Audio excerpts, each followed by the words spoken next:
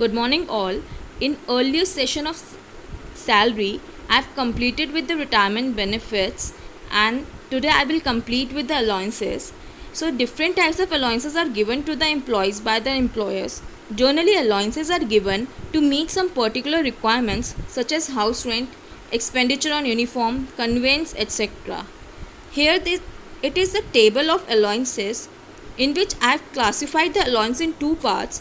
First is allowances exempt to the extent amount spent, and second is allowances fully taxable.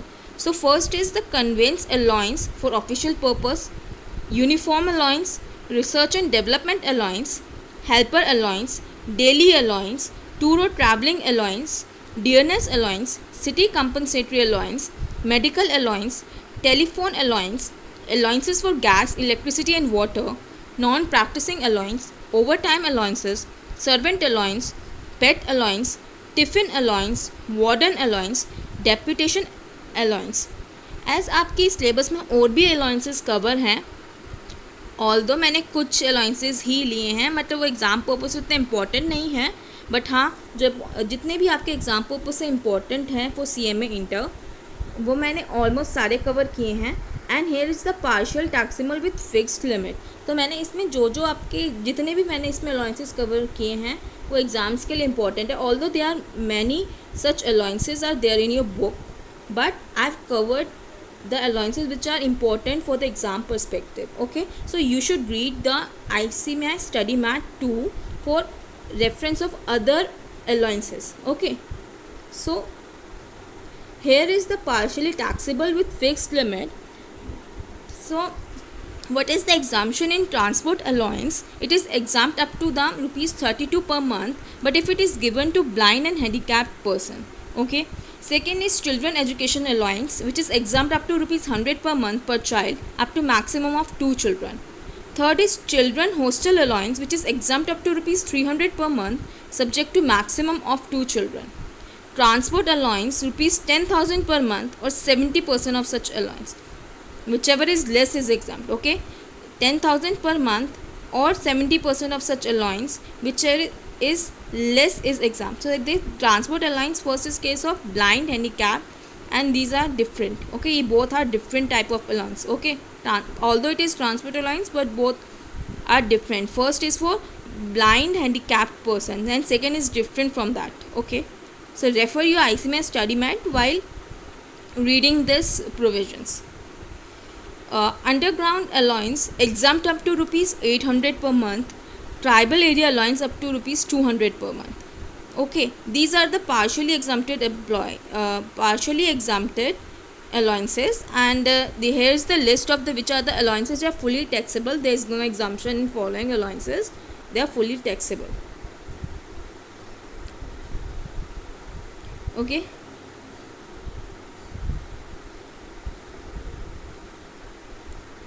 next are the allowances which are fully exempt.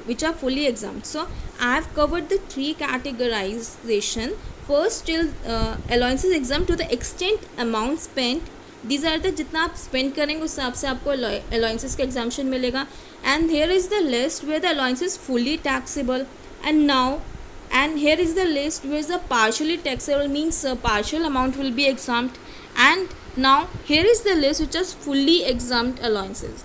Okay, allowances to high court judges. Any allowances paid to a judge of high court judges is not taxable. Allowances paid by the United Nations organization is not taxable. Compensatory allowance received by a judge is not taxable.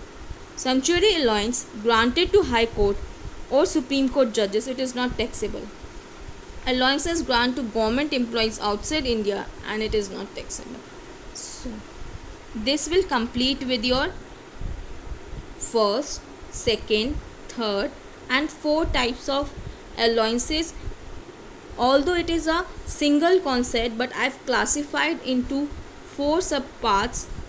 Okay, so last is a very important allowance which usually come in your exams questions is house rent allowance. House rent allowance. Okay, it is the special allowance specially granted to an employee by his employer.